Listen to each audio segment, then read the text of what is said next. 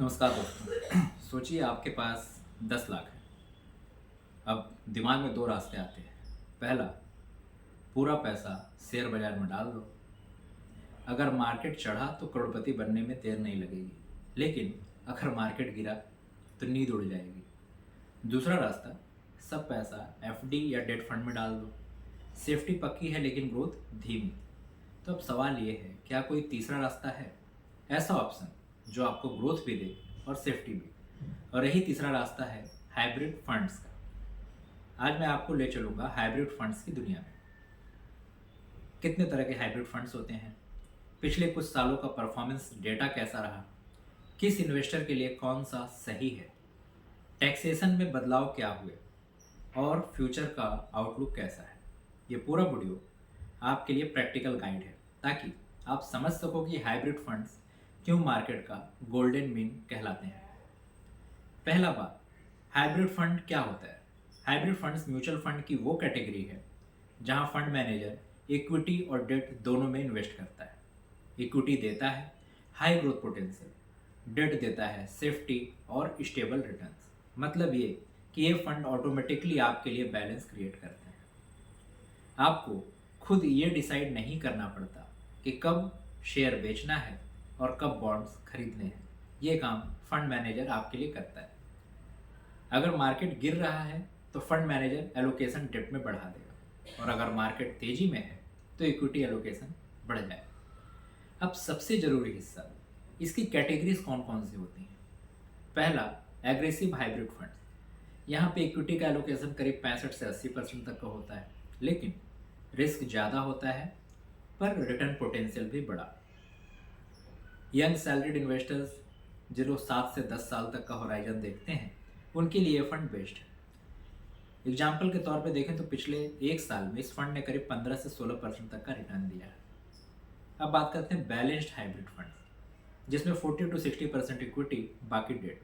ये एक perfect balance के रूप में काम करता है, moderate risk and moderate returns के लिए।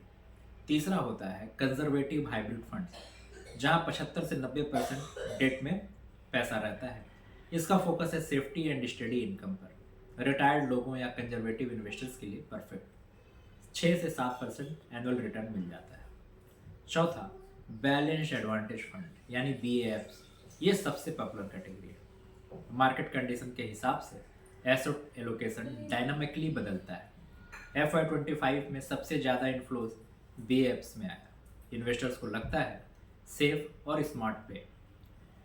मल्टी एसेट एलोकेशन फंड, यहाँ इक्विटी, डेट, गोल्ड और इंटरनेशनल एक्सपोजर तक ये ऑल वेदर पोर्टफोलियो के लिए काम करता है। लॉन्ग टर्म इन्वेस्टर्स के लिए डाइवर्सिफिकेशन का सबसे अच्छा तरीका।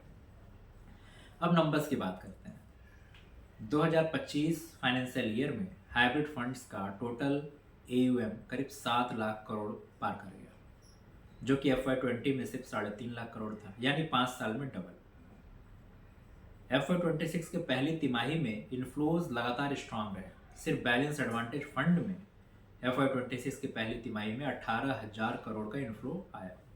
मल्टी एसेट फंड में करीब 7,500 करोड़ का इन्फ्लो। एग्रेसिव हाइब्रिड फंड्स पिछले एक साल का रिटर्न देखें तो 15%, balance hybrid fund 12%, conservative hybrid fund 6%, लेकिन स्टडी। बैलेंस एडवांटेज फंड 12 से 14% CAGR पर बढ़ रहे हैं।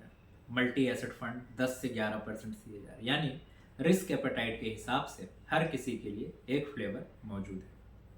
पर अब प्रैक्टिकल सवाल, किसके लिए कौन सा फंड सही है। अगर फर्स्ट टाइम इन्वेस्टर हैं तो balance advantage fund. Young salaried जिनका लॉन्ग टर्म विजन है, होराइजन है, उनके लिए एग्रेसिव फंड। रिटायर्ड हो गए हैं और स्टडी इनकम चाहते हैं तो उनके लिए कंजर्वेटिव हाइब्रिड। और जो डाइवर्सिफिकेशन में विश्वास रखते हैं उनके लिए multi asset fund. Hybrid fund basically हर इन्वेस्टर्स को टेलर्ड सॉल्यूशंस देता है। यही वजह है कि ये कैटेगरी इतनी तेज़ी से पॉपुलर हो रही है। अब टैक्सेशन को समझना भी बहुत ज़रूरी है। इक्विटी ओरिएंटेड हाइब्रिड्स जो होते हैं, जहाँ पे इक्विटी ग्रेटर देन 65% होती है, यहाँ पर टैक्सेशन LTCG, अगर लॉन्ग टर्म कैपिटल गेंस की बात करें तो एक साल से ज़्यादा हो गया तो 10% टैक्स, 1 लाख के ऊपर के गेंस पे। अगर डेट हेवी हाइब्रिड है तो यहाँ पे डेब्ट टैक्सेशन का रूल लागू हो जाता है। इंडेक्सेशन बेनिफिट अप्रैल 2023 से हटा दिया गया है, इसलिए सिर्फ रिटर्न मत देखिए, टैक्सेशन इम्पैक्ट भी ध्यान में रखिए। हाइब्रिड फंड्स की स्ट्रेंथ क्या है? डाइवर्सिफिकेशन, एक ही प्रोडक्ट में equity, debt. Risk management, automatically rebalancing करते हैं। लिक्विडिटी, मल्टी फंड्स होने के नाते कभी भी एग्जिट पॉसिबल है। साथ ही पॉपुलैरिटी बढ़ने से ट्रांसपेरेंसी एंड चॉइसेस भी बढ़ी है, बट इनके साथ कुछ वीकनेसेस हैं जो ध्यान में रखने चाहिए, जैसे एक्सपेंस रेशियो कुछ कैटेगरीज में काफ़ी हाई होता है। रिटर्न्स की बात करें तो कैप्ड होता है, प्योर इक्विटी फंड्स जितने हाई रिटर्न्स नहीं मिलते। टैक्सेशन डेट हेवी फंड्स में डिसएडवांटेज है, तो इन्वेस्टर्स के लिए ट्रेड ऑफ समझना बहुत ही ज़रूरी है। हाइब्रिड फंड्स का फ्यूचर ब्राइट दिख रहा है, वोलेटिलिटी तो बढ़ रही है, लोग बैलेंस्ड पाथ प्रेफर कर रहे हैं। साथ ही रोबो एडवाइजरी और एआई बेस्ड फंड एलोकेशन और भी पॉपुलर होंगे आने वाले सालों में। अगले 5 सालों में हाइब्रिड फंड का ईवीएम 12 से 15 लाख करोड़ तक पहुंचने का अनुमान भी है। रिटेल पार्टिसिपेशन भी तेजी से बढ़ रहा है, एसआईपीज में हाइब्रिड फंड्स की शेयर लगातार बढ़ रही है। यानी ये सिर्फ टेम्पोररी फैशन नहीं, बल्कि लॉन्ग टर्म स्ट्रक्चरल शिफ्ट भी है। तो दोस्तों, हाइब्रिड फंड्स सच में मार्केट का गोल्डन मीन है, पर ऐसा क्यों? क्योंकि ये ग्रोथ भी देते हैं, सेफ्टी भी देते हैं, और सबसे बड़ी बात, आपको खुद एसेट एलोकेशन मैनेज नहीं करना पड़ता। अब आप बताइए, आप एग्रेसिव हाइब्रिड प्रेफर करते हैं या बैलेंस्ड एडवांटेज? कमेंट में लिखना मत भूलिए, और अगर ये वीडियो हेल्पफुल लगा हो तो चैनल को सब्सक्राइब कीजिए एंड फॉलो कीजिए।